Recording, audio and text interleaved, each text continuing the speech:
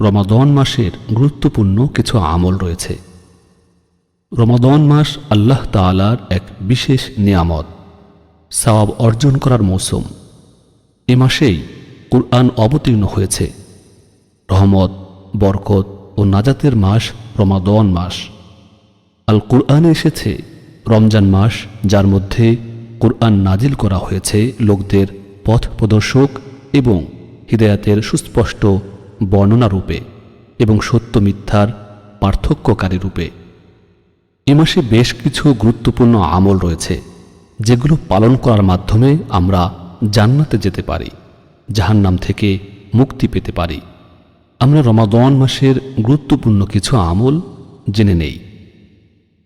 সিয়াম পালন করা, সময় মতো সালাত আদায় করা, সহিশুদ্ধভাবে কুরআন শেখা, সাহরি খাওয়া, সালাতুত তারাবিহ পড়া, বেশি বেশি কুরআন তিলাওয়াত করা, আল্লাহর শুকরিয়া আদায় করা, সালাতুত তাহাজ্জুদ পড়া, বেশি বেশি দান সদকা করা, সামর্থ্য থাকলে উমরাহ পালন করা, বেশি বেশি দোয়া ও কান্নাকাটি করা, ইফতার করা, অপরকে ইফতার করানো, তাওবাহ ও ইস্তিগফার করা, তাকওয়া অর্জন করা, ফিতরাহ দেওয়া, অপরকে খাদ্য খাওয়ানো, আত্মীয়তার সম্পর্ক উন্নীত করা, আল্লাহর জিকির করা, কুরআন বোঝা ও আমল করা।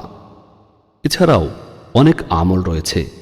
আল্লাহ রাব্বুল আলামিন বিশেষ করে এই রমাদান মাসে আমাদেরকে এই আমলগুলো বেশি বেশি করার তৌফিক দান করুন।